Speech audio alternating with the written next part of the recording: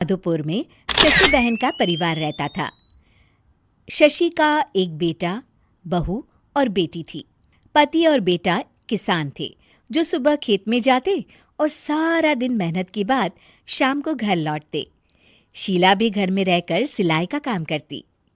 शीला की बेटी भी बड़ी समझदार थी। वो घर के काम में माँ का हाथ बटाती। लेकिन बहू का हाल निराला था। वो काम कम और मिन मेख ज्यादा निकालती, जिससे शशि और उसकी बेटी काफी परेशान रहते। एक दिन, माँ ये क्या है? ओहो, जितना बोलो लेकिन आप लोगों को तो कुछ समझ में ही नहीं आता। भाभी क्या हुआ? और माँ अभी सिलाई कर रही हैं, उन्हें बार बार मत उठाइए। मुझे बताइए हुआ क्या है? ये देखो सोनम, दूध उबल रहा है और बस गिरने ही वाला है। वो तो शुक्र है कि मैं आ गई, वरना तो बह जाता सारा। अरे पर मैं तो अभी देखकर गई थी और गैस भी धीमी थी। हमेशा दूध सामने खड़े होकर ही उबाल दिलवानी चाहिए, ठीक है ना?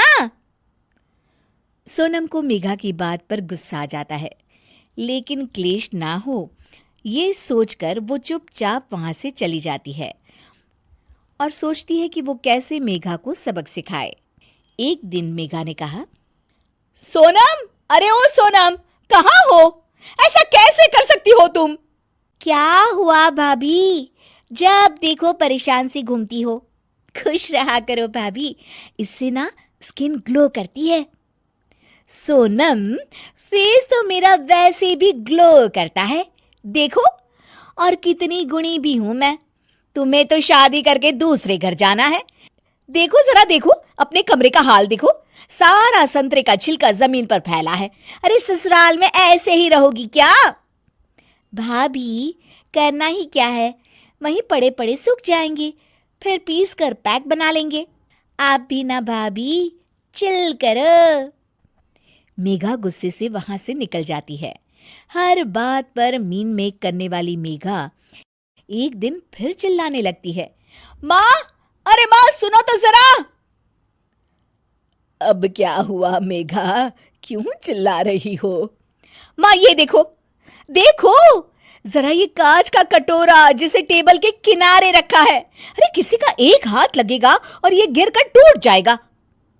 तभी मेघा के कमरे से कुछ गिरने की आवाज आती है।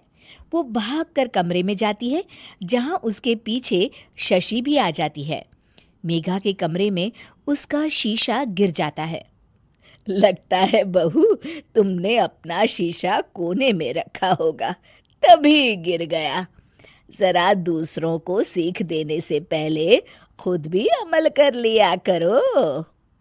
वहीं कमरे में पर्दे के पीछे छिपी सोनम हंस रही होती है। मेघा काफी परेशान रहती है कि उसके साथ ये क्या हो रहा है। वो सोचती है कि कैसे वो अपनी सास और ननद के सामने खुद को होशियार साबित करे। एक दिन मेघा सोनम से कहती है, सोनम, आज ना मैं तुम लोगों को चाइनीज बनाकर खिलाती हूँ। देखना मैं कितना अच्छा खाना बना लेती हूँ। फिर तुम भी ना ससुराल जाकर वैसा ही खाना बनाना और सबका दिल जीत लेना।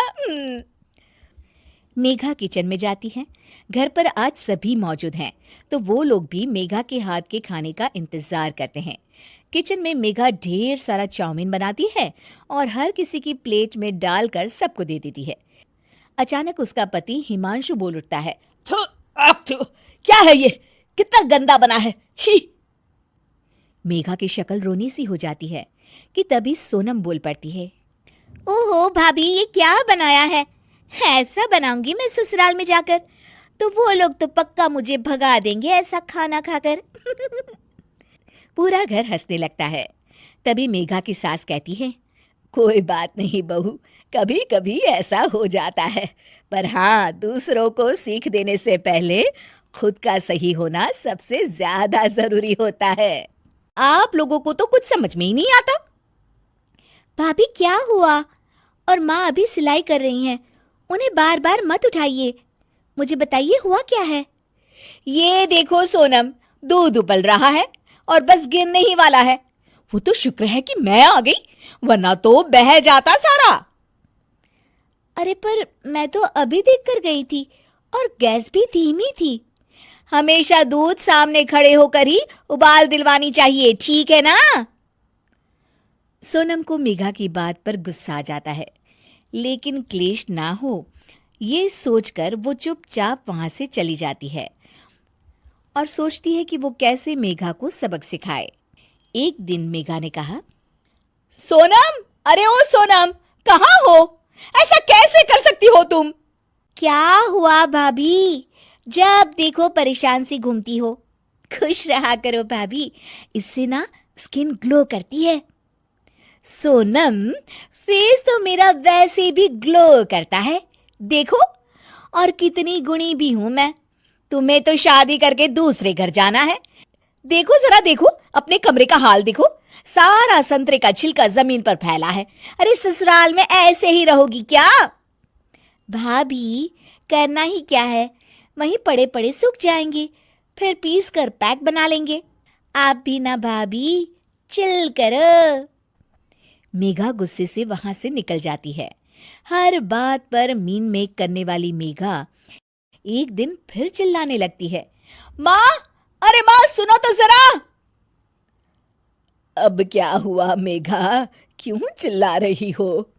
माँ ये देखो, देखो जरा ये कांच का कटोरा जिसे टेबल के किनारे रखा है। अरे किसी का एक हाथ लगेगा और ये गिरकर टूट जाएगा।